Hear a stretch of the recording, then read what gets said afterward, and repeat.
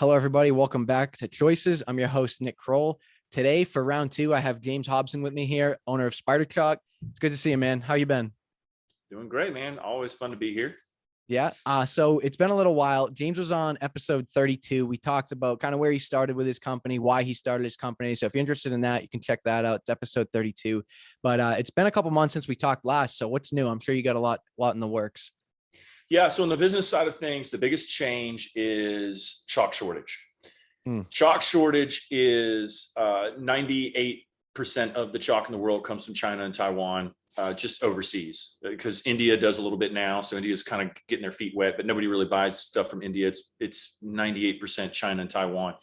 And all of that stuff gets imported, which is all the chalk you buy at the store, Dick's Sporting Goods, Walmart, Rogue, everybody's just buying the same stuff. It comes from the same 2 or 3 factories, and then they just put a different label on it or a different logo, because it's literally the same piece of paper wrapped on that block, the same box, white box. They're just putting a different sticker on it. I mean, if you don't know that by now, I mean, it's funny as I tell people that and they go, what? And then they think about it and they go, you're right. And I go, yeah, you've been on chalk for 15 years. How did you not notice it's the same paper? You know what I mean? Anyway, so there's no longer being any imports from Taiwan or China or India. There's literally nothing coming in this country. And it's not just chalk. It's a lot of stuff. So back in July, we buy from an American supplier. And the American supplier, which is the people that make our chalk for us, said, we don't have any chalk. And I said, well, how can you not have chalk? They said, because there's nothing coming in. Our clients in America have already just placed orders going out to like 2022. So and they picked up a lot of new clients too. I mean, obviously, when all the people that didn't buy their chalk because it was too expensive, right? When now they can't get the cheap stuff from overseas, now all of a sudden they call the American company and they say, hey, remember me? I didn't want to buy your stuff because it was too expensive. Well, now I will. Well, unfortunately, we're the low man on the totem pole. When it comes to volume, you have industrial clients that are buying, train loads of this stuff, 14-wheelers, train loads of this stuff. And I'm talking like 10, 15 metric tons, which is a lot. Damn. We don't do that kind of volume. And so we're low man on the totem pole.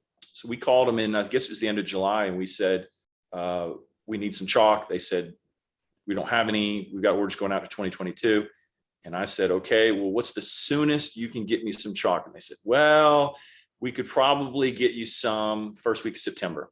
First week of September came. They said, can't do it. End of September. End of September came. They said, can't do it. We'll do it in October. Just got the call 10 days ago. And they said, now it's looking like mid-November, which is their way of kind of saying pound sand, like go take a hike. We've got people with way deeper pockets than you, and they're going to get this way before you will. And they're willing to pay for it. It's funny. I'm dealing with the exact same thing right now I have a hoodie order that's just on hold because the shipping thing. Do you know why that is? Like, why is it so backed up? What happened there? Cause I really don't know. Like I have a guess, but I don't really know. Yeah. There's a couple things that I've heard, right? Cause we actually have looked at importing, right? I said, we'll bypass the brokers and we'll just directly airship stuff from Canada or Mexico or Brazil or wherever. I mean, anybody at this point, we got to keep the doors open, and you can't air freight anything either. So there's 2 reasons why everything's jammed up. One is the longshoremen, right? Which is what they say, the people that work at the ports. They don't have enough workers. There's a lot of COVID people out. There's a lot of COVID protocols. It slows down things. It jams up the works. And they only work Monday through Friday. They're very limited on their hours. And the amount of volume of stuff coming in is 3, 4, 5 times what it was a couple of years ago. Less people, more volume, right? So they just leave it out there. Second thing is, even when it gets into the port, right, there's not enough trucks to move it. So same situation, huge freight shortage right now.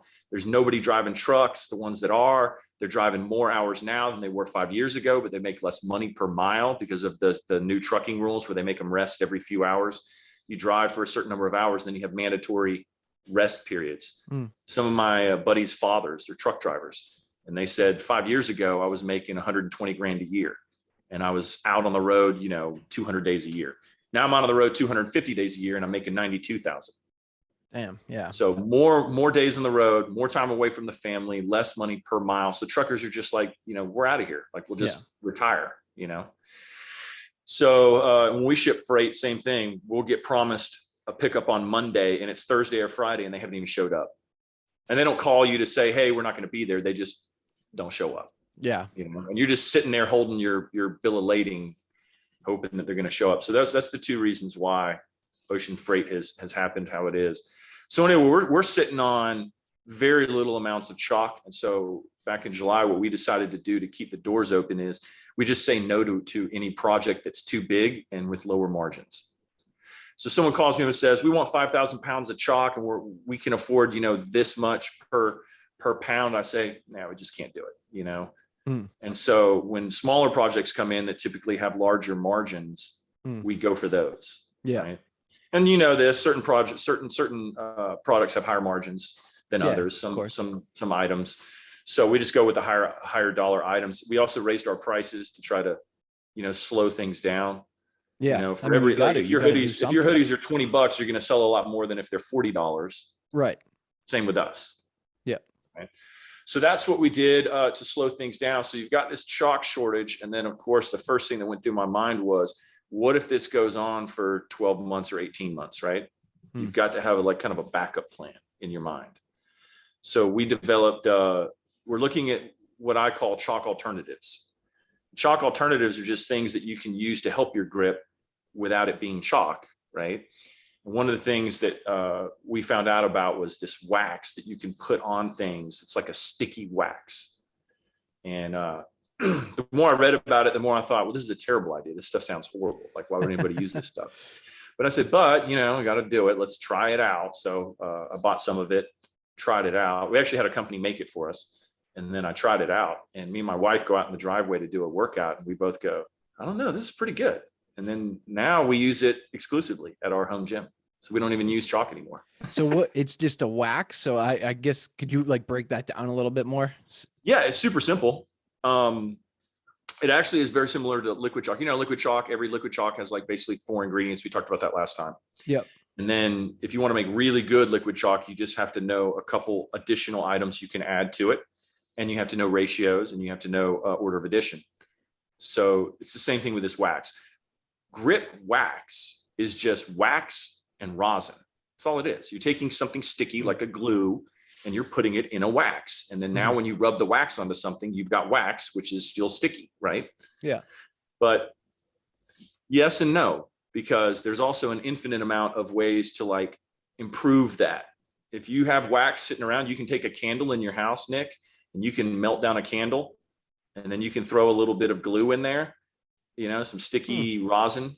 And now all of a sudden you've got your own bar. You don't have to buy from me. You've got it. Right. Yeah.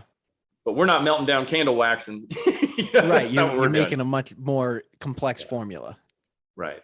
Yeah. And so, but honestly, if that's what you did, if you melted down a candle and threw some rosin in there, that would be good enough for your little outdoor home gym. Seriously. Yeah. That would be good enough. So on the backside of that though, the problem that we ran into is you have this wax now on your bar and then your friend comes over and says, hey, let's do a workout together. And they go, oh, I hate this stuff. How do I get this off the bar? Right? I'm a chalk man. I don't want this wax. And you go, well, we have a wax remover. So that was the second piece of the puzzle. We developed a little spray bottle that you can put on the wax and then it kind of eats the wax and breaks it down and then you can rub it off. Right? Pretty cool, huh? Yeah, that's pretty smart. So it's also kind of cool too that it seems like you just put it on your bar and you're good. Like with chalk, I mean, I notice I'll reapply the chalk. Your White Widow is very good, so it's probably a few times throughout a workout, and that's if I'm doing a heavy back day or something like that. But sometimes I think if I'm using powder chalk, it's almost every set. I got to put more powder chalk on from these China companies, and it seems like that just lasts, right? Like it's not. For the next workout too, it's still there. Yeah. I have 2 barbells in the garage, one for my wife, one for me. We'll put a layer on there and then we'll do 2 or 3, 4 workouts with it. And then I can kind of tell the stickiness of it does attract dust and dirt. You see what I'm saying? Yeah. So Okay. like if you leave a piece of fly paper out and then dust and everything will hit it from the air. And the next thing you know, it doesn't feel as sticky as it did like 3 days ago, but you haven't touched it. It's just been sitting out on the counter. Yeah. So that's kind of how the grip wax works. Anything that's sticky is going to absorb anything from the air. Yeah. So now what you have to do is you just have to put another layer on there, and you can do layer over layer. Like you can put a layer of grip wax, our grip wax, over the previous layer. But then eventually there's a point when it starts to get a little bit thick. Yeah. So the way we get it off is you do have to scrape it off. Like our wax remover doesn't remove a 1/4 inch of wax, right? You can't spray it on a candle and then come back an hour later and the candle's gone. You know what I mean? It doesn't work like that. So you do have to scrape it off. But once you scraped it off and there's this kind of thin veneer of wax on there, then you do your spray remover and then you let it sit there, and it has to sit for 3 to 5 minutes. And then you get your rag and you have to rub it. And then all of a sudden you look down and there's, the wax is gone. So it's cool in that it does last a lot longer. We sell these little 2-ounce bars. They look like kind of hotel soaps is what it looks like. Yeah, I've seen them. And it's 60 grams. And that little bar would probably last an average person 3 months or 3 to 6 months, depending on how much you work out. That'll give you some time to hope the chalk comes back, huh? Yeah. So, and honestly, the grip wax thing is a hard sell for a lot of people because I think their biggest thing is I've always used chalk. Mm-hmm. Chalk works. I don't know about this wax thing. I don't want it on my bar. You have a really nice home gym. I see those pictures all the time. Would you feel comfortable taking wax and like spreading it all over your gym? Definitely not on my deadlift bar. I would try it on like a shittier bar for sure, just see how it worked. But I would not put it on my deadlift bar right off the bat, especially because the knurling is so thick. That's right. So that's the key, right? That's exactly what everybody says. When we launched grip wax, we probably had a few hundred people that were hitting the page and asking questions and, can I get a free bar? Can I trial this thing out? And our answer was, yeah, we'll actually send you a free bar. If you order something, you can order anything of our products anywhere. You can go to Rogue, you can go to Sarah Steel, you can go to Amazon, send us the receipt that you bought something, right? Show us that you actually bought our product, and then we'll send you a free bar of grip wax. Now, I think be realistic here. 50% of people or more are going to go rub. Oh, that's cool. And then the very next day, they're going to go right back to just buying chalk, right? Yeah. Because this is the niche thing, right? Like it's not everybody at Gold's Gym is going to be rubbing wax on the bar. It's not that kind of thing. It's a thing for people that go, I don't know, chalk's kind of annoying and the price is going up. So let me just try this. And then, a certain percentage of people are going to try it and think this is super cool. That's what me and my wife did on our home gym. We just use the grip wax now. We don't even use chalk anymore. So we're just one of those people. Would you say that your market is more home gym people with that? I feel like bringing that to a gym is going to be, people are going to be looking at you like, what the hell is this guy doing? Yeah. That and the owners of those gyms are not going to be very happy when you walk up to their, their bench press bar and start rubbing that stuff on there, Yeah. It's definitely for home gyms. So you're more marketing that towards the home gym, or maybe, I don't even know what else would you use that for? So CrossFit gyms will use it because a lot of CrossFits have gone chalk free since COVID. They all switched over to liquid chalk. Yeah. That's exactly what we did when I owned CrossFit Addiction. We went chalk free after the first year or two. The last 4 or 5 years, 6 years, I was the owner there. We didn't allow chalk in the gym. I had a bottle of liquid chalk and people would stand up in a line and hold their hands out, right? And I would squirt a little bit in their hands and then I'd say, okay, go next, because I didn't want them squirting it all over the place and getting chalk everywhere. So if I still owned CrossFit Addiction, I would have these little bars of wax and I would give one to everybody and say, all right, mark up your bar and then hand it back to me. And that would be their little daily chalk up, is put a little bit of wax on there. And then every Friday or something, we'd go through with a little scraper and we'd scrape off some wax. And then I'd pass out a little bottle of spray remover, So it could work in a CrossFit environment too, right? If you ban chalk. Yeah. I want to kind of back up a little bit here too, and just kind of talk about marketing and a broad scheme, because I know obviously now your company's kind of built up. So if you release something, people are like, okay, I know what spider chalk is, so I can trust this. But when you first came in with liquid chalk, for example, how did you go about marketing that to people? So the biggest thing we did in the beginning was the sales side of it, which is we called every online retailer that I could possibly find and said, we've got this great product, liquid chalk. I think you should carry it in your store. The margins are really good. And people had no idea who we were, but they were interested to try it. So we sent out samples to everybody. Once it lands in enough places, there's this weird psyche that people have that it doesn't matter if it's good or not. It matters if it's popular. And an example of that is Walmart. If you go to Walmart and you walk into any section of Walmart, you'll see a product. And you've never heard of these brands like, air filters. I don't know anything between this air filter and that air filter for my car, right? But if I go to 5 different places and I see the same brand of air filter everywhere I go, that air filter, Shibari air filter, never heard of this guy in my life, but he seems to be everywhere. So, it must be something to that. I mean, he's moving some products, so there must be something to that. And that's typically the one I buy, right? Like, and I've noticed that about a lot of things like socks. I don't care about socks. I don't care about underwear. I don't care about most things. I'm like focused on a couple things. So if I see the same, socks at like 4 different places, I'm like, let me try those socks, Their name's really getting around. There must be something to that. And that might be that you're just really good at sales, but that was my plan in the beginning was if I can go to Google and type in spider chalk and we show up at like every place you can buy chalk, then more than likely people will go, let me try this thing, and that's exactly what happened. Oh, that's pretty cool. And then from there, it was just one product after another. And and the more products you have too, the more you can expand. Yeah. And, we talked about pickleball last time. I had a really interesting conversation with the guy that makes his own pickleball paddles, and he's an engineer. He also makes bats for baseball. And he's an engineer and he's a real brainy type guy. And he said, everyone's selling the same hamburger. So if you go to Dick's Sporting Goods, you go to the bats section, there's like 9 different bats, but they all look the same. They all feel the same. And you just look at Dick's Sporting Goods and there's all these bats hanging and you go, I don't know, what's the cheapest one, right? Yeah. You know what I mean? I don't know. This one's 400. This one's 300. This one's 275. I'll go with the 275, right? I don't know. And honestly, they're probably all pretty much the same. So his whole philosophy was, I want to make a different hamburger, right? I want to make something that like when people go there, they go vanilla, vanilla, vanilla, vanilla, chocolate. And they go, let me see this thing. Like this thing looks weird. I don't know what this is, but like, it definitely looks different than all this. So let's try it.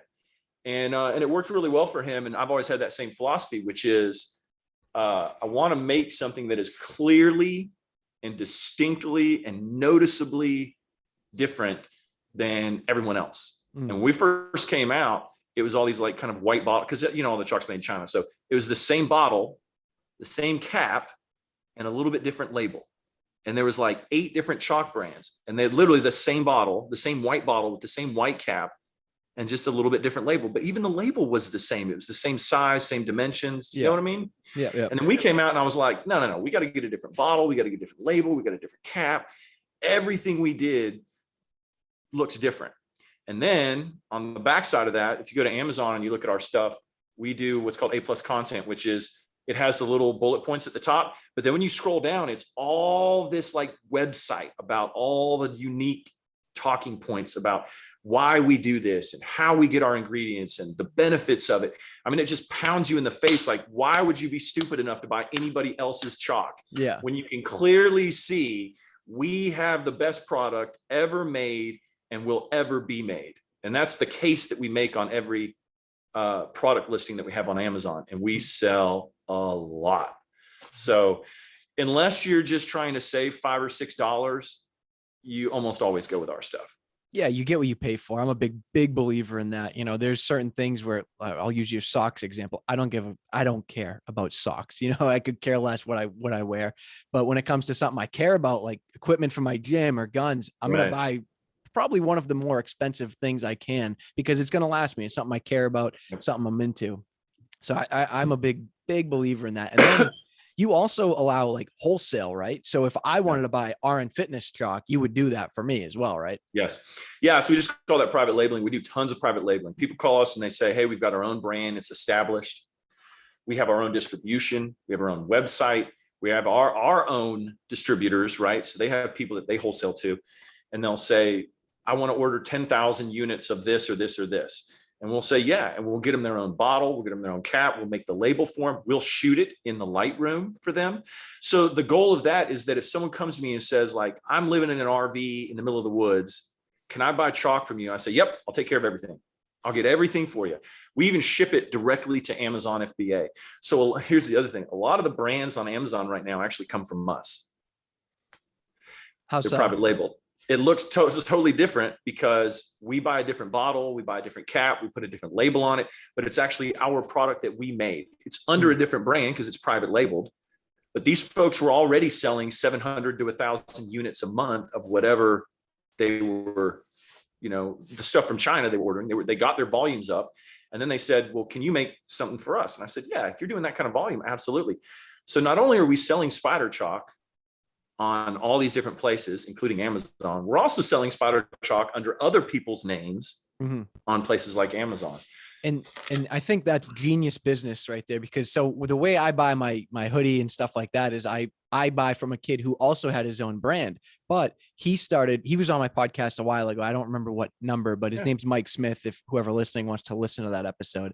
But so he had his own brand and he was making clothes and stuff. And then he had friends coming to him and like, hey man, I want to get involved. Like I want to make some clothing and stuff. So he started helping them or whatever. And then he realized, what if I own the manufacturer?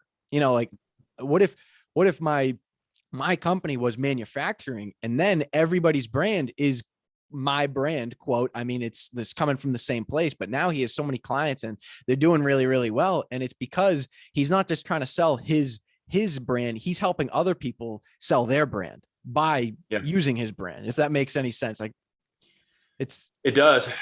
And here's the question that we had to ask ourselves like 4 or 5 years ago when we really got into this. Do you want to create competitors for yourself? Yeah. Right. Because that's what you're doing. I mean, we're selling Spider Chalk and we're also selling Spider Chalk, but under a different name in a different bottle. But I think the bottom line is you win.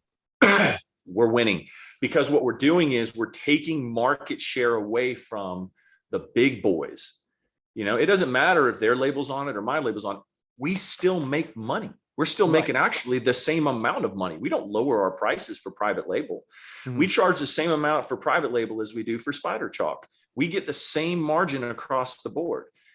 And most of the time we get bigger margins because typically we buy the most expensive bottles, the most expensive labels, the most expensive caps because they're rare and unique. We don't want to buy the white bottle with the white cap that you see everywhere on the shelves. Whereas when most people come to us and they get a quote, we say, well, it's going to cost this much if you use our bottle and this much if you use this other bottle that everybody else uses.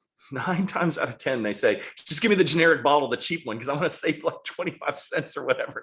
Okay. Yeah. That's fine. I mean, we'll just make more money. I have noticed that difference. So I always used Your Chalk. Your Chalk was the first liquid chalk I ever found on Amazon. And it was the Black Widow at the time. And somebody else gave me liquid chalk. And I was expecting it to just be like Black Widow Spider Chalk. And they dumped this. It was like a 3-ounce, like shitty white bottle with that white cap. And the bottle was really like chintzy. And it was just different. I was like, I was shocked. I expected like higher quality because that's what I was used to. That's what I'd always seen. Yeah. Now on blocks, we're talking about a completely different product and we're very careful about blocks. That we're the only people in the world that make blocks. And so it's impossible to do. I mean, no one will ever figure it out.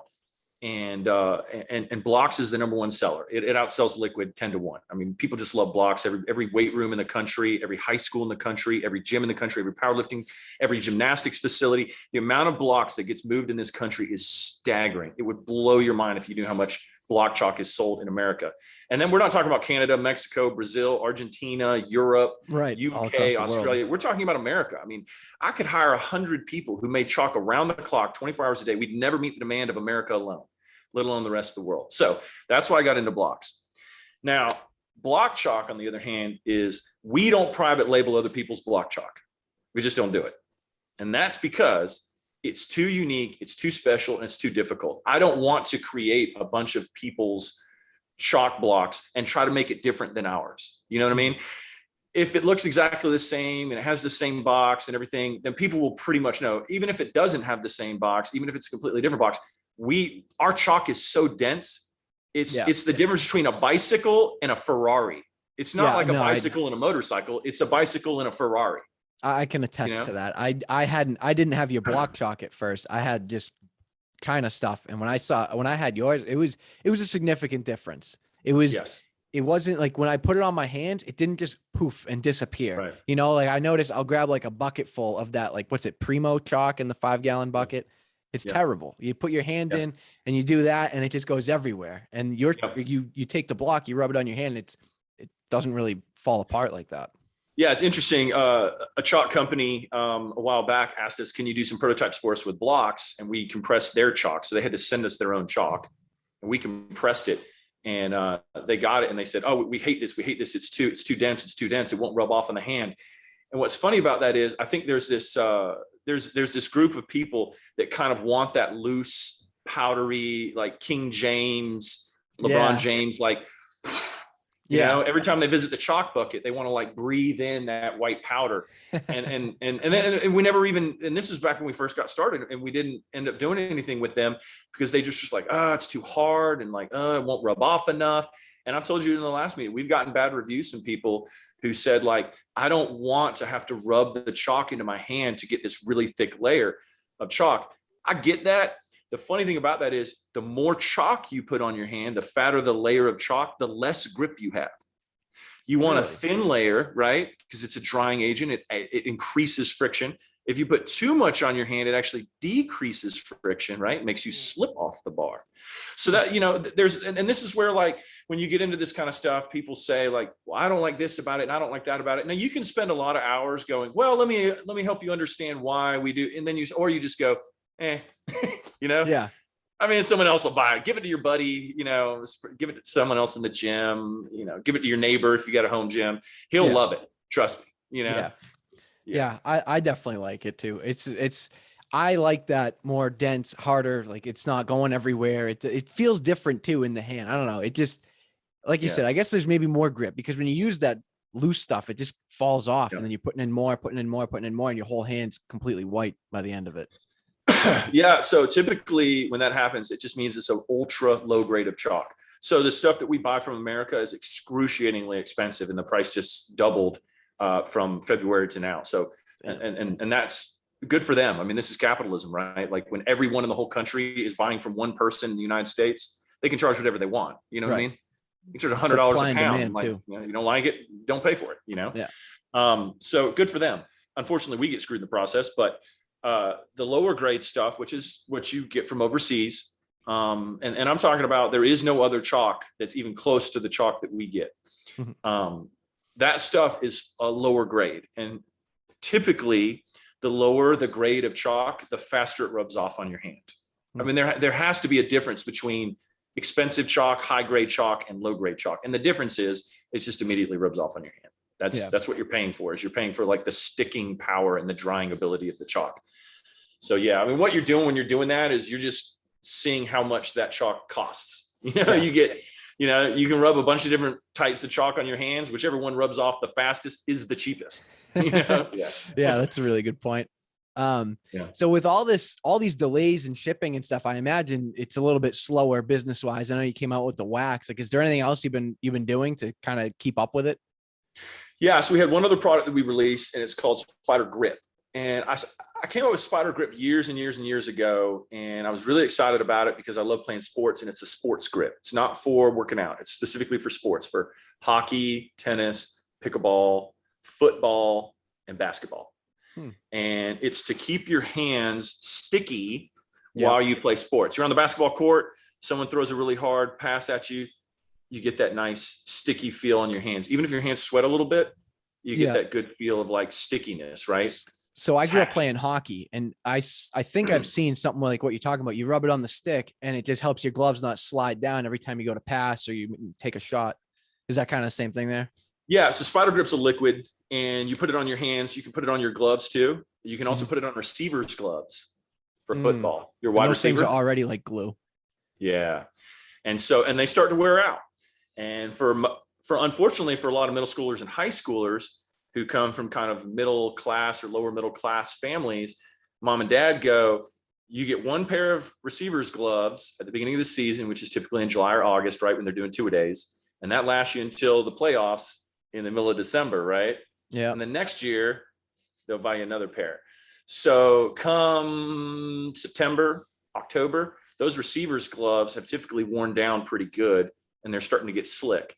So Spider Grip is where you put it on your gloves, you rub it in, wave it around a little bit because it's got alcohol in it, and it'll refresh your gloves. Now, it's not permanent. It's not like for the next 3 months you have sticky gloves, but it'll get you through a practice. It'll get you through a game. And so we launched that, and it's actually been extremely successful. And I was blown away with that because there's so many other products out there that have been in the market for 8 years or 10 years, and they're owned by like Johnson and Johnson, like big old, huge, massive companies with like billions of dollars behind them. And we're blowing them out of the water right now. And I think a lot of that, again, is the ability to point out what your advantages are. Like you've got this and you've got this, and Nike has one and Adidas has one. Everybody's got their own. But then here we come, right? And we just say, those are good, but ours are better. And we list out all the reasons why it's better. And we're winning the war right now. I mean, our volumes on that have gone up a lot in the last 2 to 3 weeks. And I'm honestly pretty blown away. I'm excited about it. That's awesome. And how do you go about making that compared to like the chalk? Yeah. So when we do the formula for chalk, we're doing order of addition. So we start to mix things together. And then as we go down the line, eventually we add chalk. This is, we make it down the line, we get about halfway, and then we stop. And that's spider grip. So all we did was we just don't go farther down the line. There's a couple other things that we add to it that we don't add to our chalk. But yeah, for the most part, what gave you that idea? Like what made you say, okay, let's try this now? Just because of the chalk shortage, or? Yeah. So 5 years ago when we started it, we were so focused on getting all of our other chalk products done. I kind of made a batch of spider grip, and I thought it was really good. I was like, oh man, this is going to be great for tennis. This is going to be great for football and basketball. And you know, I play sports, so I'm out playing basketball all the time, and volleyball and different things. So I can test it on myself. But then the chalk business kept getting bigger and bigger. And I just said, you know what? We don't have time to play with that. Well, now we do have the time to play with it. Right. So it's kind of always been something you wanted to do. It was just a matter of having the time to. Let's go revisit some of these old projects. I just love like messing around, you know, in the lab and just like coming up with cool stuff. And then I say, well, now that we've come up with something cool, let's like get it out there and see what happens. And most of the time people respond to it. So do you have like a sign? I just pictured you like in a lab coat with goggles and big gloves, like mixing shit all together. Do you have like a sciencey or chemist background at all? No. What I do is I just try to obsess about something for a short period of time. So we told the story on the last podcast. It took me 18 months to figure out how to make blocks. And that's because no one else in the world made it. No one else could make it. We called everybody in the country that we thought might be able to help us. No one knew any clue. Like I can't even give you the first step how to do it. So I just became obsessed with it. I just like started making blocks hours a day, just compressing, trying to figure out how could you possibly do this? About drove my wife crazy. And we almost got a divorce because I was so obsessed with it for 18 months. And that's typically how I learn about things is I just get into something and I say, sports is the same way though. When I get into a sport, I want to know everything there is to know about that sport, the strategy behind it, the technology with the equipment. I mean, it's very one-dimensional. And so, and once I get that and I feel like I've conquered it, then I go, okay, now I can kind of step back a little bit. Yeah. You know, we'll go to the next thing. Yeah. Go to the next thing. Exactly. So no, I don't have any background in chemistry or anything. I just get obsessed with stuff. And I just say like, there's so much information out there. If you devote yourself to one thing for a really long time and you're a smart person, then you can typically figure things out very quickly. Yeah, that's kind of, I actually think I did a podcast on that similar structure. You know, there was just one day somebody asked me like, you know, what have you been up to? I haven't seen you in 5 years. And I kind of explained to them like all the different things I was doing. He's like, how do you know how to do all this? Or how do you have time for this? And I was just like, well, it was one thing at a time. You know, I just focused on one thing solely, kind of quote, mastered it or understood it enough, and then moved on to the next. And once you're really good at something, it doesn't take you nearly as long to do. So you kind of breeze through what would have taken you 3 hours. Now takes you 30 minutes. And then you have 2.5 hours to learn the next thing. And it just kind of keeps building like that. You know, my latest thing is I'm trying to get into like real estate investing, and there's so much to learn. Like, do you want to do the rehab? Do you want to just do a quick turnaround Airbnb style? There's so many different things, and I've just been glued to it lately. That's like my sole focus right now. And that's why I reached out to you that other day. I was going to ask you some questions, but yeah. I'm actually sitting in our Airbnb right now. Oh, I noticed it was different. That's pretty cool. Yeah. So this is our Airbnb, and we're booked up pretty much 12 months a year. I mean, it's awesome. Unbelievable. Yeah, it's great. And it's super easy. People love it. We get a lot of the same repeat clients. And, you know, I mean, as far as real estate goes, it's a cool version of that. because I don't know if I want, same with you. I kind of got into a real estate thing where I was like, I want to learn as much as I can about it. And I never pulled the trigger on anything because it was just a little bit too intensive for me. But this is a low intensity type of real estate investment, meaning that we just have this tiny little cabin in North Georgia, and people come up here and they want to go to the mountains. Typically they're from South Florida. They want to come up here to the mountains. They're usually older folks. We only take people that have 5-star reviews. Obviously we get paid up front. And it's been great. I mean, we haven't had to put a lot, we had to remodel this place. Mm-hmm. So that was our initial investment. But other than that, it's been wonderful. And since then we've had several friends that called us and said, we're thinking about it. We said, yeah, and they're doing it and they're doing great at it. You ever have any nightmare stories from it? Cause I always see the nightmare stories. No, we screen people pretty hard. Yeah. Eliminate the back end problem. That's smart. And Airbnb is pretty good. I don't know if you know this, but you do your reviews at the same time. You can't see the other person's until both have written. Did you know that? No, I had no idea. Yeah. And that what that does is that keeps people from it keeps both parties honest, right? You're really working hard to earn that 5-star review as a consumer, and as an owner, right? You're trying to work really hard for that 5-star review so you can get more clients. Yeah. If we see someone that doesn't have all 5-star reviews, we just block them. So they'll make a request and we'll just block them. And you've given yourself the ability to do that. They're like, I want to make that clear. You have built up a company. You've been smart with money. You've done all these things to give yourself the option to say, hey, no, we're not going to deal with this because this is going to be a headache. And I don't want any headaches, and that's what I love about life, because you have the choice now, because you have worked hard and you've earned your spot in making the choice of, hey, do I want to continue to deal with these people just so I can make 5, 6, whatever the amount of money is per week on this? Or do I want to just take the week as a loss and I'll find somebody that's going to not be a headache and not take all my time rehabbing or whatever. So the other thing is my main source of investment, we talked about this, is crypto. I got into crypto 4 or 5 years ago. And let me tell you this is an honest thing. And I'm not blowing this up and trying to make it sound bigger than it is. We're growing Spider Chalk. We'll continue to grow it, especially if we can get some chalk in our hands. But as fast as our business is growing and as fast as we can expand it, and as much of the market as we're taking over of the United States chalk market, we cannot even keep up with the demand for crypto. Crypto for us, because we got in really early and we continue to invest in it, is so exponentially growing faster than Spider Chalk ever could. Essentially, Spider Chalk now feeds crypto. So almost all the money we make from Spider Chalk just goes into cryptocurrency for us. And this is no lie. If you were 20 years old 4 years ago, right? And you were 21 years old 4 years ago, 5 years ago when we got into it, and you had put in the amount of money into it that we had, which was not a lot. It was not a lot of money, because I don't invest money that I don't have. Like if we lost it, it wouldn't kill our family, right? It has to be. I do the same. Like you go to casino and gamble and you say, oh, we lost $1,500. Like it's not going to kill you. It stings, but it's not going to kill you. Yeah. So that's what we did with crypto 5 years ago.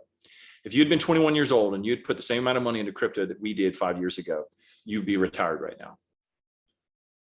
And I'll tell you what's funny about that is almost every 21-year-old I knew at the time, I said, you got to get into this. Every 30-year-old, I said, you got to get into this. My brother, my father, my uncles, everybody, I said, you got to get into this. Trust me. I know what I'm talking about. You got to get into this. Guess how many of them got into it? Goose egg. None. Yep. Not a freaking one of them. Yeah. What's weird about that is every single one of those people had plenty of money. They could have put what I put in times 4 and still not felt the burn. So, all right, I want to dive into this a little bit, because I'm one of those like skeptic of crypto. I don't know enough about it. I've tried to make sense of it. I like using logic and common sense. In my head, if everybody liquidated their Bitcoin right now, you couldn't pay them. So how does that work? Yeah, same way stock market. If everybody liquidated Apple right now, the price would tank immediately. And first of all, no one would ever buy every single piece of Apple stock. The price would tank, and this is what happens all the time in the stock market. Second thing, no one would ever do that. There are people like me who will never sell. I mean, never, as in like not anytime in the near future. You know what I mean? Unless my kids are probably grown. Mm-hmm. So, and there's a lot of us. In fact, most of the people that I know don't look at their crypto accounts ever. Mm-hmm. I mean, they've had crypto on the books for 8 years, 10 years, and they have no idea. They haven't looked at it in 6 years. They don't plan on looking at it. They don't need to look at it. They just know 10, 15, 20 years from now, eventually they'll open that account up and it'll be there. And then it'll be some stupid number that we can't even pronounce, with a bunch of zeros on the end of it. So you're right. Is it a possibility? Is it possible that like multiple millions of people could all try to sell their crypto at the exact same moment or within a few days? It's possible, right? It's also possible an asteroid could hit the earth and we could all die and then none of the crypto would matter anyway, right? Because it wipes out the entire planet. So think about this time zones. And I've mentioned this before. At night, crypto moves while we're sleeping because of China. While China's sleeping, crypto moves because we're awake in America. So there's this big shift in crypto. It seems to happen in these kind of waves. I have buddies of mine that just trade for a living now. They're basically day traders with crypto and they make stupid money. I mean, it's just unbelievable the amount of money they make. And they get burned too. They get burned. I mean, not every day is a winter day, but they do that. And a lot of it is they're putting in automatic buys and automatic sells. Yeah. So while they're asleep, if the price goes up, they sell. While they're asleep, if the price goes down, they buy. So no one's really like getting on there and like clicking a mouse at the same time to say like, I really want to unload this Bitcoin right now. Oh no, everybody else is doing it. Crap, Right. It doesn't really work like that. The second thing is, I don't know if you know this, but institutional investors, they're buying up all the crypto. Back in the day, they wouldn't touch it with a 10-foot pole. And now if you really know what's going on and you can trace back who's buying it, every time you get on there and you sell your Bitcoin, typically the person buying it is an institutional buyer. So these big investment firms are coming in and buying like massive chunks of crypto. And so, yes, we could all sell at the same time and the price goes down to zero. But if we did that, the first person to buy it would be the institutional investors. And so I guess my other question to that is, isn't there, it seems like there's a lot of like pump and dumps, like these hedge funds or whoever it is with the money, they all say, all right, since it's so low, we can make this move. So they'll all make it move. And that's when you'll see that 15%, 20% jump. And you're like, oh, whoa, what's going on? And then the next day it's down 20%. Exactly what's happening. Yeah. The whales control the price. So, and I've got buddies of mine that own multiple millions of dollars. And like, if they decided to dump it all in one day, it would move it just themselves. And I'm talking about guys I know. Yeah. You know what I mean? Yeah. Like guys I'm friends with could move the needle on some of these cryptos. Yeah. That's how much they have of certain smaller altcoins. And that is scary when they basically can control the price of it. It's weird, man. It's weird, but volatility is what makes it valuable. You see what I'm saying? Yeah. Yeah. I mean, it's really not that much different than a normal stock because it's kind of the same thing with this. I mean, look what happened with GameStop. That was just a bunch of people that said, hey, buy this. It's all kind of bullshit, really, when you think about it. Like it's all just person manipulated. Like I don't know. I realized that with the whole GameStop thing, it kind of hit me. I haven't been into investing in the market for too long. It's been about a year, maybe a year and a half now. And I just kind of was like, oh, this company seems like they would do well, or this company makes sense. I'll invest in that. And then I realized it has nothing to do with how good the company is. It has to do with who's got the money and what do they want to put it in. That's exactly right, man. That's exactly right. And that's why, I mean, as obsessed as I get about things, I did obsess about the stock market for a while. And I thought, as intelligent as I am, I could probably beat the street, right? I could probably get in there and I could probably get an 8 to 10% return playing stock market. And then I realized, no, I can't, because all of my guesses are exactly that. I don't care if I had every piece of information there is about a company and its competitors. If I had hundreds of millions of kilobytes of information about every single person in this certain vertical, right?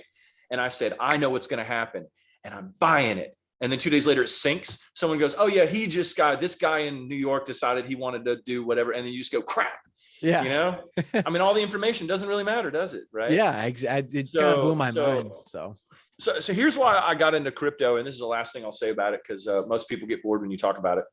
I did AI in college. So I did artificial intelligence, started programming computers when I was 15, still know how to program.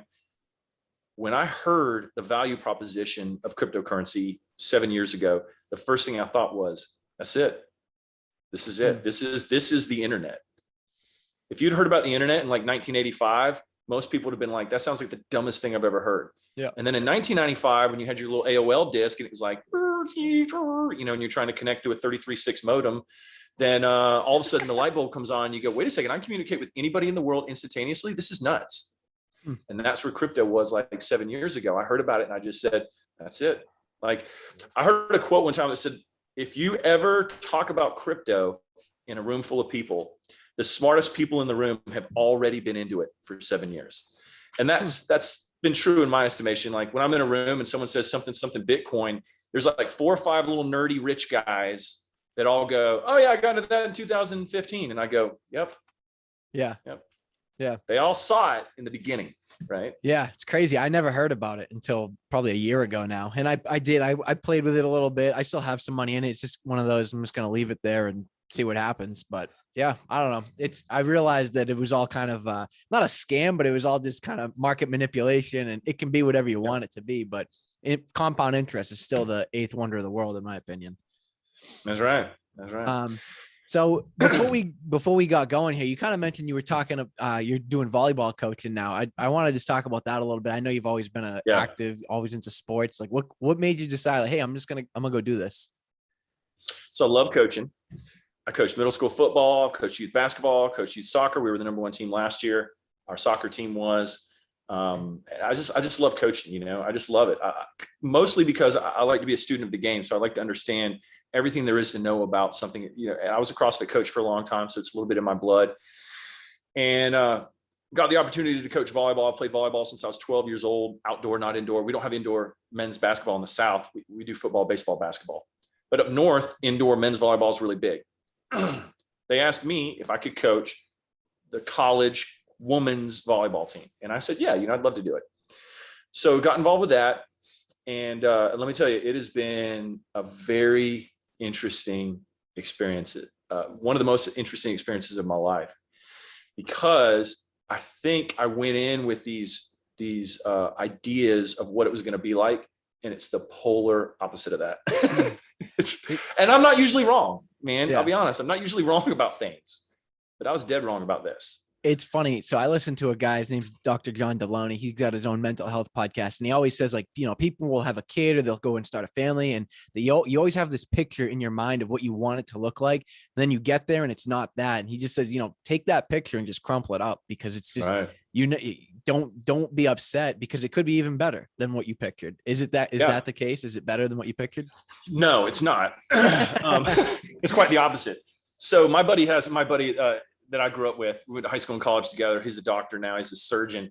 And he told me this a long time ago. He's a super witty guy and like wicked smart. All my buddies are wicked smart. So he said, a plan is a list of things that you'll never do. And I think that's so true, man, in my life, because I always have these plans, right? This is what I'm going to do. And then I get into it and it's just like, yeah, that's not going to work, you know? Because in the moment, things don't work out the way that you thought they were in your head, right? I had it all detailed out in my head. This is what we're going to do, and this is how we're going to do it. So I'll tell you a couple things. First of all, I'm 41 years old, just turned 41 10 days ago. So I'm a little bit older than these girls. Most of these girls are 18, 19, 20, right? We have a couple 21-year-olds, the seniors, that are about to get out of it. The generational differences are massive. Yep. And I know you're in your mid-20s, right? How old are you? 24. 24. So you're not much older than them. But I will say, if you hang out with a lot of 19 and 20-year-olds, Nick, you would notice a distinct difference between yourself and them. Mm-hmm.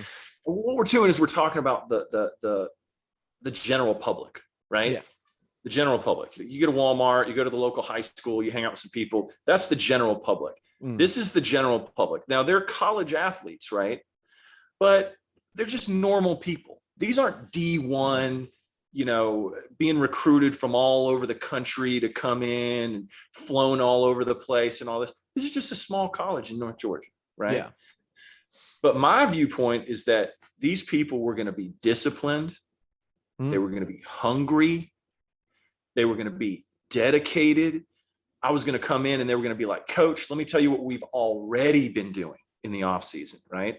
We started months ago. We got together with the team and we were doing this, this, and this. You only get 24 weeks, right? Coaches, we only get 24 weeks with the girls.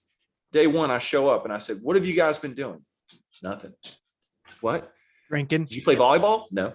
Did you run? No. Did you jog? No. Did you lift weights? No. Did you hike? Nope. Okay, well, we got a lot of work. So it's been very interesting in the fact that like, this is what was my idea that got crushed. I was going to come in there and I was going to take these athletes, right? These hardcore elite level type athletes. And I was going to championship, man. I was thinking championship, you know? I mean, really, I was thinking championship. I was like, anything less than a championship is a loser season. And that's the way that I think. There's only one way to do it. And that is all or nothing. First, practice. First, this is a terrible story, man. First practice, dude, I was up all night. I'm writing and I'm just going through what I want the season to be about, right? Like how I want to instill this knowledge on these young women. So I write this speech and I'm standing up in front of them at like 6 a.m. in the morning. And I'm like, girls, I played on a championship team growing up and we gave up everything in our lives. Everything. We gave up our friendships. We gave up the spend the night sleepover parties. We trained 6 days a week. On Sundays, we watched game film. We weren't allowed to eat these foods. We weren't allowed to drink Coca-Colas. And I'm talking about when I was a teenager, man. We gave up everything in our life. Everything important in our life we gave up, but we won a championship. And I told him, I said, if you want to win a championship, decide right now as a team, let it all go. 4 months of your life and you'll be known forever. You'll be legends in this college. That's good. And the next day, they all stayed up late, went to Taco Bell, shenanigans, a bunch of injuries. Oh, my hamstring, coach, I can't practice. I must have gone down the stairs wrong yesterday. I'm out for a week. And I'm going, you know, dude. I'm going to relate this to training too. When I got into training, I just thought like, you know, I was going to grab this guy or whoever it was, whoever the client was that was an athlete, right? Because I train very intense. I eat the same thing every single day, 3 times a day, plus the breakfast meals. You know, I don't know if you've seen the picture. I do the chicken, the red potatoes and the green beans 3 times a day. And I train very hard in my workouts. I'm not on my phone messing around. And when I started taking clients in, I was expecting to take somebody who was like doing that, had a good foundation and just bring them to that next level, you know, like make them into the monster that they want to be. Cause that's typically what people want is they want to win, but they don't want to put the sacrifice. They don't want to give up the cookies or the ice cream. They don't want to give up the late nights with their friends drinking. And it's so infuriating sometimes dealing with quote normal or average people because they don't get that. And maybe they do, they just don't care, but they'll say, oh, I want this so bad, but they don't show anything. The actions do not meet the words. And it drives me insane. I mean, I'm going to start getting mad just talking about it because that's just how I live. Like I live in that same like winner's mentality. If you're not first, you're last, you know, right. If you don't like that, I don't care, you know, compete or get run over. And it's frustrating when people come to me and they're like, yeah, I want to get there. I want to get there. And I say to people before we even start training, you know, is this what you want? Because if this is what you want, I'll get you there. Promise. If you listen, I'll get you there.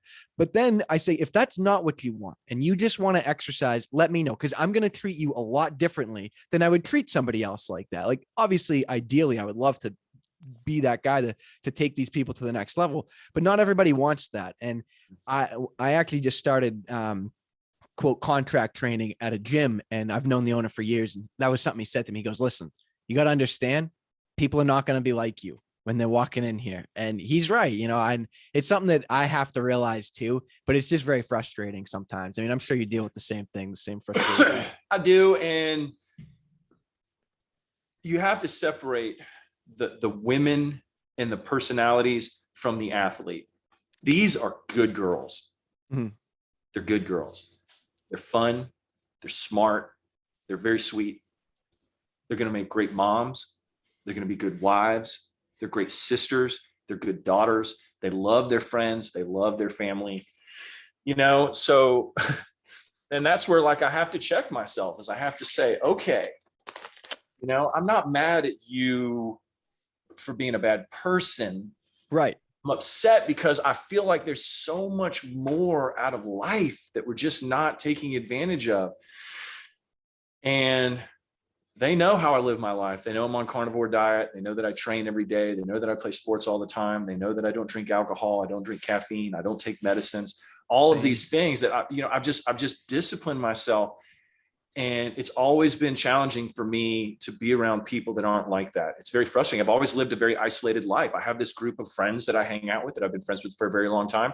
And outside of that friend group, I don't have a lot of friends because I make these relationships with people and they're constantly derailing their own success. You know, I'm going to get it together. I'm going to do this. And they come to me, you know, I'm excited. I'm going to do it. And I go, man, that's great. 2 weeks later, they're off the bandwagon. They're messing around, doing a bunch of stuff and, you know, and recycle. It's basically the story of the average person's life is that I'm going to start a business. 6 months later, they start a business and it goes out of business. They quit.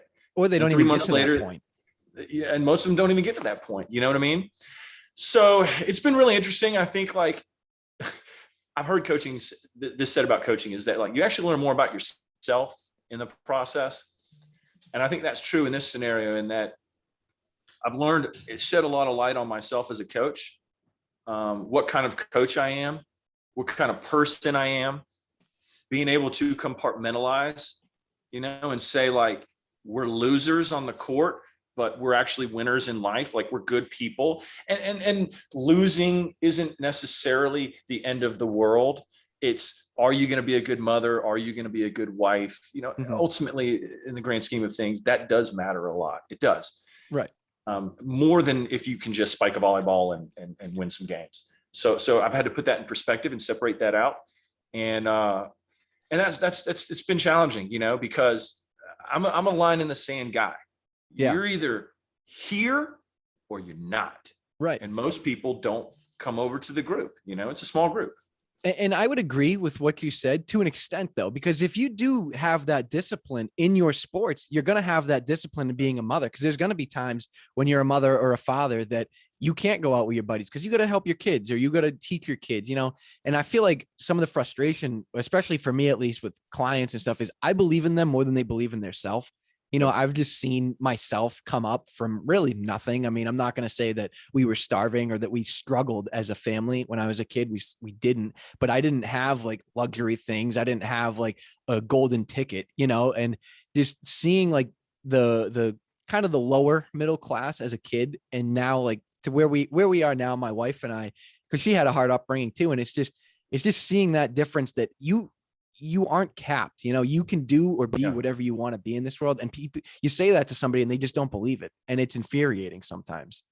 So the only thing that I've thought about in that exact scenario is most of these girls are between 18 and 20 years old, which means that I haven't thrown in the towel, that something clicks with them, right?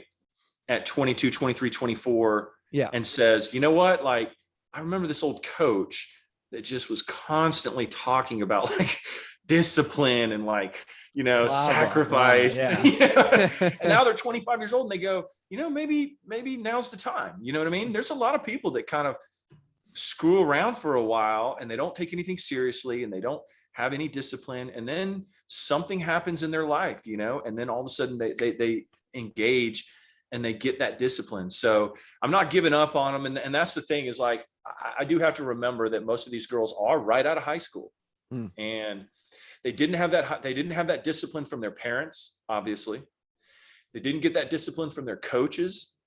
And so I'm really the first person in their life that has come in and said, hey, everything you're doing is wrong and you need to change like everything. I mean, and nobody likes to hear that, you know? Oh yeah. I mean, it's not like, well, there's this one little thing that you could do better. It's like, you guys are a train wreck. I'll tell you one thing I told him. This is funny. The faces, they think I'm an absolute nutcase, by the way. They think I'm just sure. Most people do. Person on the planet. And I don't know what they're texting each other about me, but it's got to just be like memes like crazy. You know, this guy's a nutcase. We're standing around, we're doing strength and conditioning, right? And I'm working them to death. I mean, girls are puking in the trash can, and I'm like, when you're done, get back in here, you know? Yes. And some of that is like, come on, like, you know. See, but I love that. Like my friends and really family, that sick or just on the show. Yeah. What now? I love that. Like personally, I mean, my family, my friends, they call me a psychopath, you know, right. Like we'll go on a hike, my wife and I bring a little cooler with my meal prep in it. And there's no microwave in the mountains, but I'm eating effing chicken cold because that's what I got to do. You know, like in my head, I need to eat my 3 meals of chicken every day on top of the other stuff. So I'm going to do it, whether I eat it cold, whether I have a nice microwave, whether it's fresh off the grill, it's going to get eaten. So, they're like, you're a psychopath. Or I've been asked, what planet are you from? Like, it's not normal. I know it's not normal, but I enjoy this. And like, but then the same people later on come to me and they're like, hey, how do I look like you? Or, hey, how do I like do this? Or even financially, how do I have the discipline to do this? And it's simple things. It's just doing it over and over again and doing it the quote right way. So as these girls, right, we're finishing up this little practice, and a handful of them have thrown up in the trash can. And I'm like, get back in here and we're going to finish up. We'll give you 60 seconds rest. And then when you're done puking, get back in here. And they're all going, oh, coach, and I'm going, shh, I don't want to hear that, So we get done and we're sitting around in a circle and all the girls are stretching. There's 25 of them. They're sitting around in a circle and they're stretching. And I said, let me be honest with you girls. Can I be honest with you? And they're all like, yeah. I said, you're a bunch of minivans. You didn't even try. I was like, you're functional, but you're not sexy performance wise. I was like, you need to be a Porsche. I want to get you like the Porsche level. You know what I mean? Like where you can like gun it and be like, meow, where people go, whoa, what people was that? Look at you and they say, now that girl is an athlete. I said, fast. Let's get your vertical. Let's put 3 inches on every single one of your verticals. Every single girl in here needs 3 inches on their vertical. Your 40 time needs to go down at least a second, if not a second and a half. I was like, you need to drop weight. And I mean, body fat. I'm not kidding around because you're girls. You all need to lose some body fat. You need to put on some muscle. I said, let's just go down the list of what an athlete looks like. You don't have any of the characteristics of that. None of you do. None of you. I said, you're a bunch of minivans. Do what I tell you.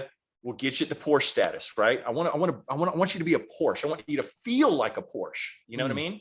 I want you to like get out there and dominate and just embarrass people. And they all, and the girls kind of look at me and they go, but coach, we're not a football team. And we can't be coached the same way as a football team. And I'm like, oh gosh, you just missed the whole point though. Yeah, right. It's like, why do we have to be athletes? We're not a football team. And I think some people listening to this will hear that and almost get frustrated that you're saying that. But I actually 100% agree. Like honesty and brutal honesty, that's how you make somebody change. Like you can't just say, hey guys, I really think we should try this way. Like you have to say, no, listen, you guys perform terribly. You're a minivan. I want to help you. That's all it is. Like you're just trying to help them the best way and I say the same thing to clients. I'm like, listen, I know I'm a little hard on you, but I'm just trying to help you get to where you told me you want to be. So and when you do the wrong thing, I'm telling you you're doing the wrong thing. So why are you so upset at me right now? Like I don't understand. You asked me, help me get here. I'm helping you get here. You went backwards by doing this, and I told you, hey man, why'd you do that? And you just look at me like I'm an a-hole. Well, we've got outdoor starting in a few weeks. Ironically, you start outdoor in the middle of winter. So it'll be beach volleyball. Makes sense. And we only have a handful of girls that are going to do it. It's the first season. So it's kind of launching a new program. And I've told the girls, I said, look, like you think I'm a psycho now. You wait till I take over beach program. Beach is where I come from. I played beach my whole life.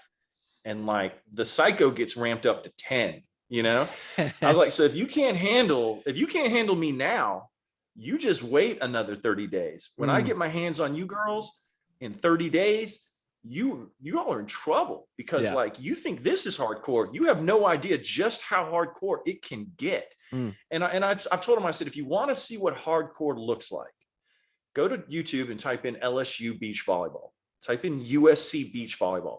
These girls are 6'4", 140 pounds, 10% body fat, rocking the ball. I mean, these girls are like legit athletes at 21 years old. They look like Ferraris, man. Like they are the pinnacle of athleticism. That and gymnastics. I said, go look at the gymnastics team from some of these D1 schools.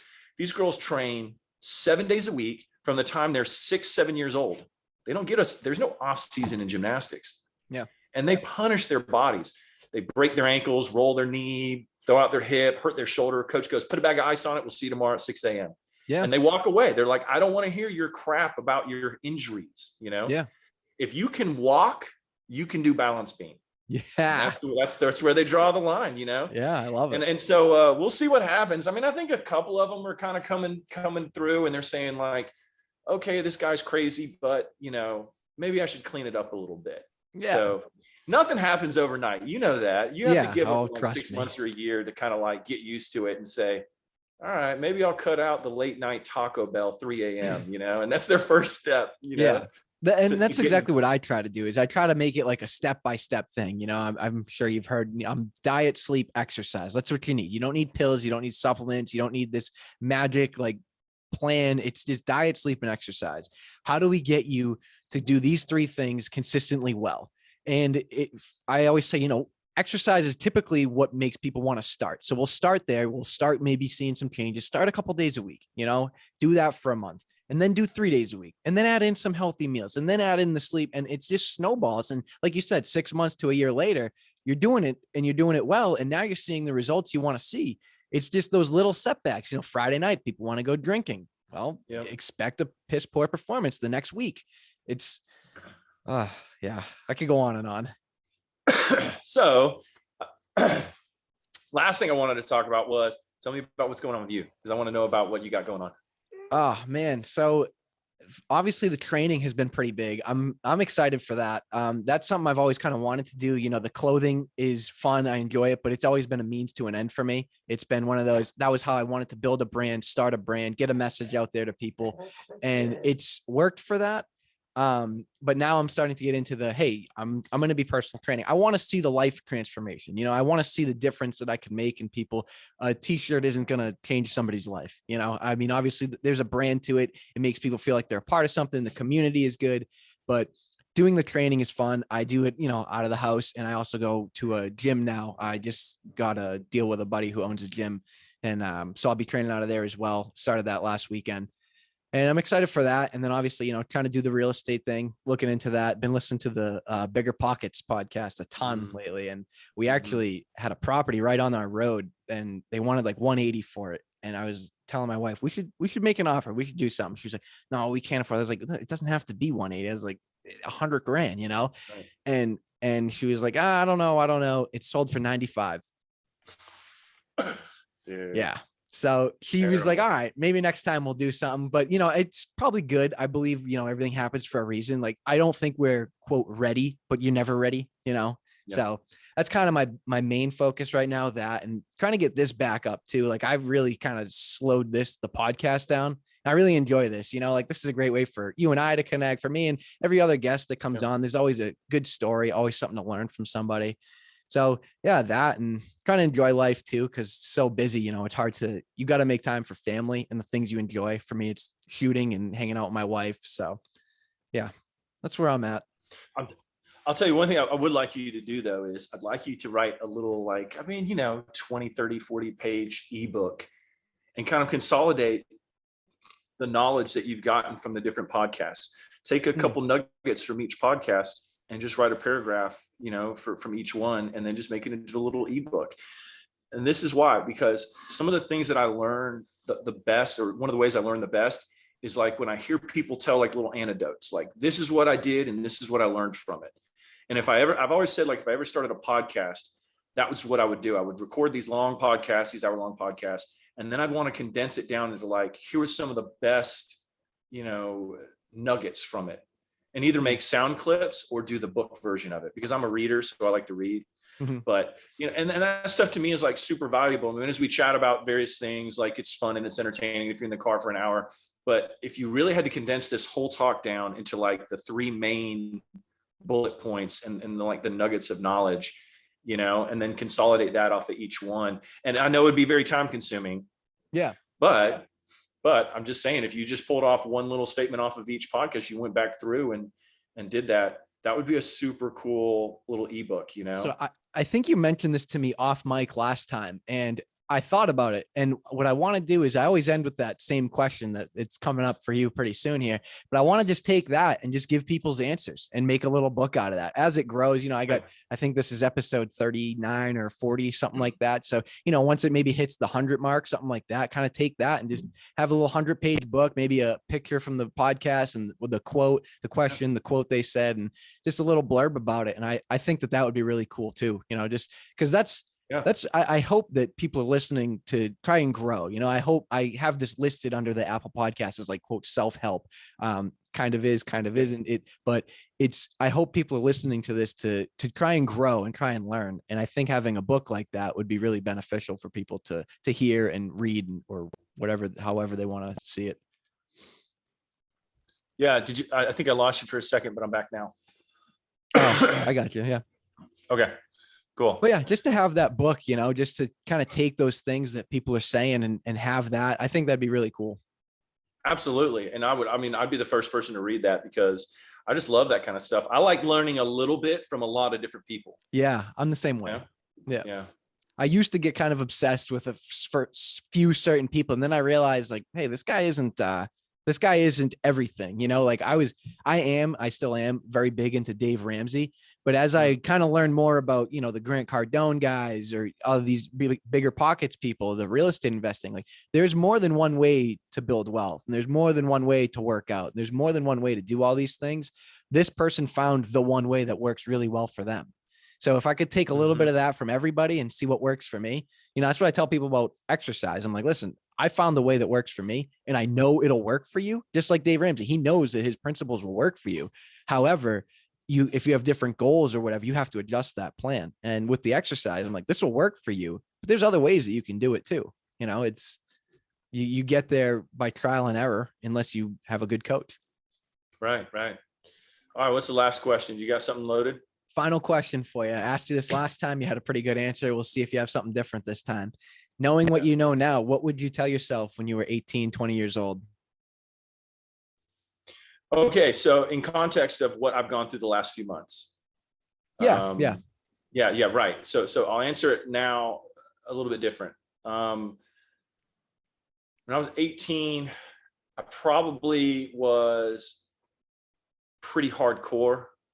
I'll be honest, I was pretty hardcore into partying. But I devoted myself to that as much as I have to anything else in the world. All or nothing. Just being honest, man. At 18, like I went to the number one party school in the country with intention to really rip it up, and I did for 5 years. Now I would probably tell myself, and again, I don't know if I would take my advice, but I'm just telling myself something. It's take it or leave it. I would tell myself that be diverse in your interests. And I played sports in college and I hit the books pretty hard. And I had a lot of very interesting jobs in college, a lot of interesting jobs. I just took any job that came along. I'm like, yeah, I'll do that. And then while I was doing that, I'd do something else. And sometimes I'd have 2 and 3 jobs. I just loved working. I just thought it was interesting. But I devoted myself to partying pretty hard when I was in college. And and this is why I bring that up, is because I do tend to get into something by sacrificing other things. The 18 months when I devoted myself to figuring out how to make chalk blocks, maybe I was a little bit annoying to be around at that time because my mind, it was only focused on one thing. And so, I'm at a party and people are barbecuing and we're watching the game, and I'm watching the game and I'm thinking about chalk blocks, Yeah. And like people are, hey, what have you been up to? And I'm going, no, nothing. And I'm sitting there thinking about like, well, I don't want to talk about chalk for the next 20 minutes. So I really have nothing else to talk about, Yeah. So now that I've gotten a little bit older, I think I can spin more than one plate at the same time. Yeah. Meaning my son's playing football right now. We're really into that. His team hasn't lost a game in 3 years. They've won the championship 3 years in a row. They're going to win the championship again this year. It's awesome. We're really into that. Coaching volleyball. I've got spider chalk. We're launching new products, which is really cool. I just feel like I've got a lot of different plates, and now I'm starting to have a little bit more balance. And I feel like as I've matured and gotten older, I can go to volleyball practice and have a bad practice. And then I can come home and I can punch out, you know, and I can be devoted to my kids for an hour before bedtime without thinking about that game. Yeah. That's good. 5 years ago, I think I would have come home and like stewed, you know, I would just been angry and I would have like lashed out at my kids, you know? Yeah. So I think like that's something, I mean, maybe I'd tell myself that 5 years ago or 10 years ago, like you need to learn how to diversify. I don't know if I told you this story, but last time, but Jocko Willink has this kind of cool, you know, Jocko Willink, right? Oh yeah. Very familiar. Yeah, the SEAL guy. He has this, and I think about this a lot. He told this story about his 14-year-old daughter came home from school and she was crushed because someone said something about her, a boy rejected her or something. And she was like, couldn't get out of bed for 3 days. It was a Friday. She missed the whole weekend. She tried to tell him about it. And Jocko just goes, well, what's the big deal? Who cares? And she was like, Dad, this boy, I really like this boy. And he was, you know, mean to me, or he shot me down or whatever. And then Jocko came up with this whole thing about the world's theory. I think I did bring it up in the last podcast, but the world's theory is that if you live in a small world, every single thing is a big deal, right? If you rarely leave the house and you just kind of have this boring, mundane life, but you go to a trip to the grocery store and somebody cuts you off, your whole day's ruined. Yeah.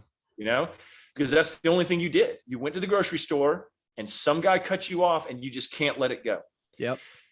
If you're a person that wakes up at 5 a.m, you go to the gym and then you spend some time with your family and you go to work and you have lunch with a buddy and then you go out and play some sports and then you go to a game in the evening and then you go watch a movie with some friends. If somebody cuts you off, you're just like, you're heading to something interesting. You have so many friends and so much activities going on. And I think that perhaps when I was younger, my world was a little bit too small. And so it got one-dimensional, you know, in periods. I traveled across South America, Peru, Bolivia, Chile, Argentina, Uruguay, and then I went to Brazil, and then I went to New Zealand. But while I was doing that, that's all I did, right? I was just singularly focused on backpacking and traveling. Yeah. So now I look back at my life and I kind of have these like stages and where everything was very one-dimensional. And now I think that I have a multi-stage kind of life. I have a lot of different things going on and they're equally balanced. Yeah. I like that a lot, that world's theory. I've actually used that analogy before, not in that same theory, but the driving, you know, like it's a choice to get mad at somebody while you're driving. And I think what I didn't say the last time that I'll say now is it's because you have other things going on. You have other things that are important to you. If the only thing on your day is driving to work and driving home to work, yeah, you're going to be angry if somebody cuts you off. I mean, I drive in and out of Boston right now, so I see it, you know, it's terrible. Right. And I get cut off 100 times. And I just go, go ahead. Like whatever, you know, I don't care anymore. But yeah, that's very interesting. Before I let you go, where can people find you? Where can people buy your product? Where can people support you? Yeah, so spiderchalk.com is our website. Obviously on Amazon, we have a huge presence. It's getting bigger. We constantly fight with Amazon. They keep pulling our stuff off and then we call them and they say, oh, we don't know what happened. It's, oh God, you guys, you know, they really make it tough for the little guys, you know? Yeah. But we're on Amazon doing great. Obviously Rogue Fitness. We've been on Rogue Fitness for a long time. They're very good to us. Rogue is a great place. If you go buy some stuff, you can buy our chalk with it. Serious Steel, PRX Fitness. I mean, you go to Google and you type in Spider Chalk and we come up everywhere. So it's nice. It's feeling cool. Well, hey, thanks again, man. Really appreciate you coming on. It was great talking to you as always. Any last word, any last remarks? No, man, great catching up. I mean, that's exactly what I wanted to do. I just wanted to catch up and just see what you got going on and tell you a little bit about what we had going on. And it's amazing how quickly things change because we just did one 6 months ago or 8 months ago or something. Something like that. Yeah. I've been saying the same thing with a lot of people. Like, listen, a lot happens in a year. That's right. It seems like it goes by quick, but a lot can change in a year. So it's always good to keep up with people. And I'm sure we'll stay in touch, you know, through the Instagrams and whatnot. Yeah. Good talking, man. Yeah, you too. Thank you again for being here. And everybody, thank you for listening. Until next time, have a great one. Bye. See you.